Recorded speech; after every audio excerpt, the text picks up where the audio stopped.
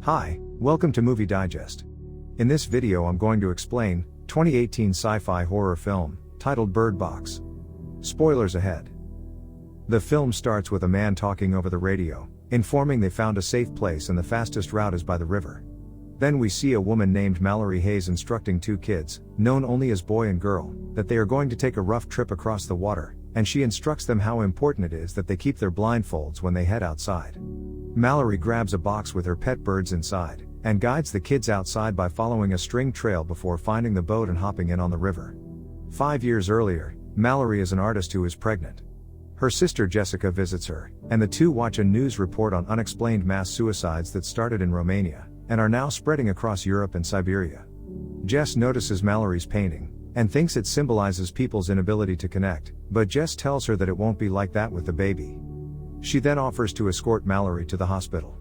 Malorie visits Dr. Lapham, and makes jokes with Jess about drinking while pregnant. Lapham doesn't find the comments funny, and offers Malorie an alternative to let someone adopt the baby if she feels she isn't ready. On their way out, Malorie notices a woman banging her head against the glass window.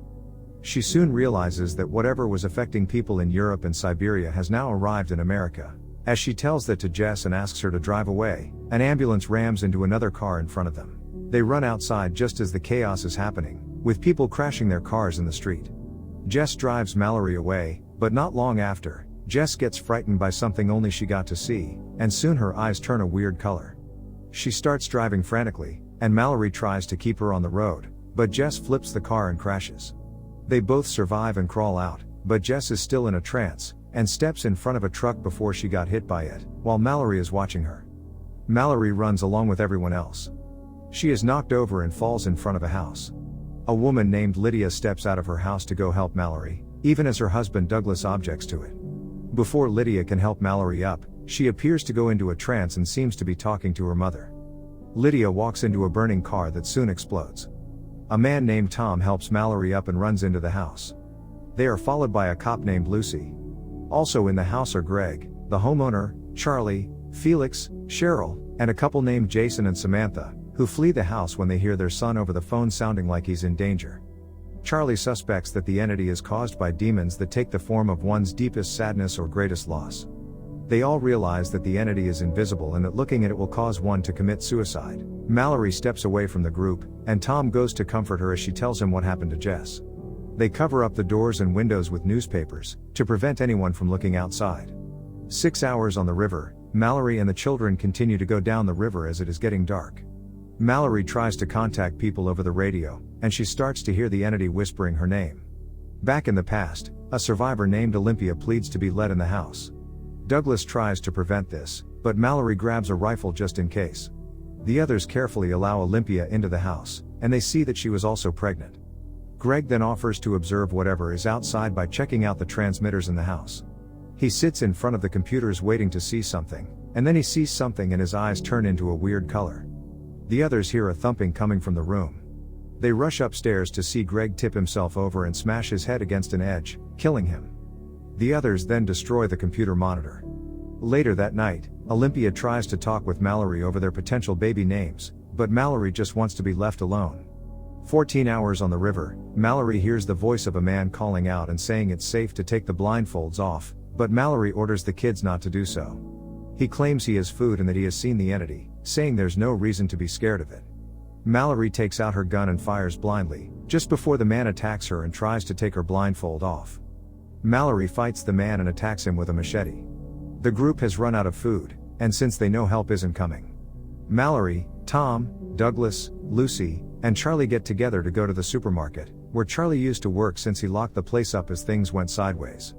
They paint over the windows and use the GPS to guide them. On the road, they feel that they are driving over dead bodies and try to ignore it.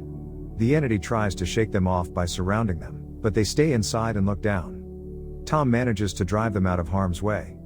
They get to the market and grab as much food as they can. Malorie sees some birds that she decides to take with her as pets. Suddenly, they hear the voice of Charlie's co-worker Fish Fingers, who was locked in a freezer and begging to be let out. He then starts going on about how the entity is beautiful and must be seen. Fish Fingers start to break out while Lucy, Tom, and Douglas try to hold him back. Charlie then sees the entity and realizes he is doomed. He charges toward Fish Fingers and has them both shut in the freezer where Charlie dies, letting the others return home. Fish Fingers' voice is still heard begging to be let out. That night, Malorie briefly bonds with Douglas over their personal problems. The others then hear what sounds like the car being driven away. They go into the garage and find that it's gone, and so are Lucy and Felix. 24 hours on the river, Malorie bumps the boat into a sunken truck, and Boy falls out of the boat, but Malorie pulls him out and tries to warm him, but the food and blankets have fallen into the river, so she does her best to warm Boy up. She leaves the kids in the boat as she heads into the woods to try to gather food. Malorie enters a building and collects some blankets and food. Suddenly, she hears a noise and sees things moving on their own, being pulled by the entity. She manages to make her way out of the building, but the entity continues to whisper her name. Malorie fires her gun at the entity, which Girl hears, and she leaves the boat to help Malorie, but she finds Girl and grabs her, scolding her for leaving the boat as they return to it. Tom tells Malorie about how he was stationed in Iraq, and he and his comrades would follow a man as he was escorting his kids to school in the middle of all the chaos. The two of them also start to develop feelings for each other. Olympia lets a desperate man named Gary into the house. The others aggressively search and interrogate Gary. He tells the others that some escaped mental patients came after him and his friend, forcing the two of them to look at the creatures. Gary's friend fought one of them, allowing him to get away and run to the house. He says there are also people outside not wearing blindfolds, willingly trying to see the creatures and wanting others to see them. Douglas doesn't trust Gary and tries to force him out of the house at gunpoint, but Cheryl knocks him out and lets Gary stay, and they lock Douglas in the garage. Olympia tearfully apologizes for letting Gary in and says she feels like a burden, but Malorie tells her she isn't. Olympia then asks Malorie to take care of her baby if something happens to her, and Malorie agrees. She then gives Olympia a Hello Kitty toy to give the baby. 38 hours on the river, we see Girl holding the Hello Kitty toy, revealing she is Olympia's daughter. Malorie gets herself and the kids under a blanket to warn them they are approaching the rapids, and that it will be the hardest part of the journey. She tells them that somebody has to open their eyes, to navigate her into the right direction, and Boy says he will do it, but Malorie says it hard for her to losing them, so she says nobody will look, and they will just brave the rapids with blindfolds. In the past, both Malorie and Olympia begin to go into labor. While Tom and Cheryl help the women, Gary takes out a bunch of drawings of the creatures, as he is one of the crazy people who has seen them and wants others to see them.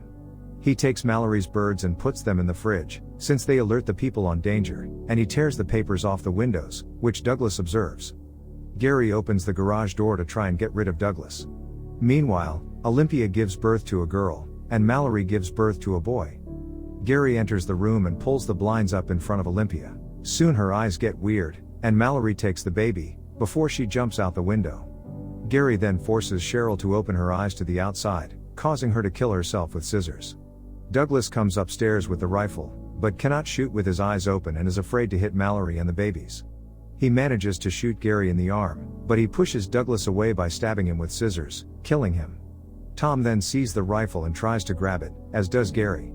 2 gunshots are heard, but we see Tom alive, going to be with Malorie and the babies. 5 years later, Malorie and Tom have been living together, raising the 2 kids. Tom calls Malorie out for not connecting with them or even giving them names.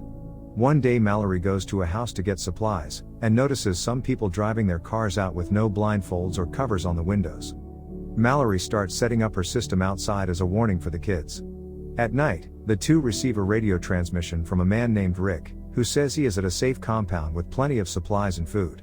He instructs them on how to make it to the compound down the river, telling them how dangerous it is to go down there with children. Rick tells them to follow the sound of birds to find the place. Tom wants to go to the compound, but Malorie thinks it could be a trap. Outside, the survivors from earlier make it to the house. Tom goes to confront them while Malorie and the kids get out safely.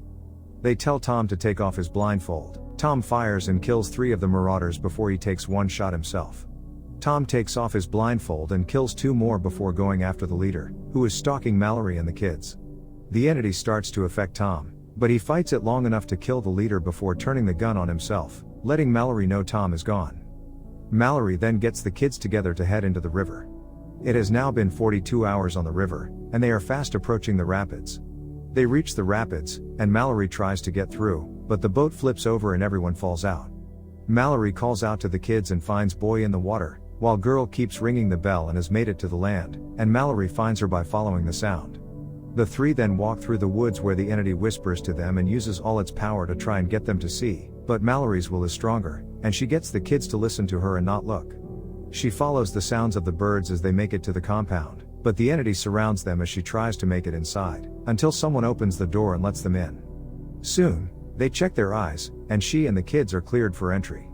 They meet Rick, and Malorie discovers that the compound is a school for the blind, and the people in there are protected from the entities.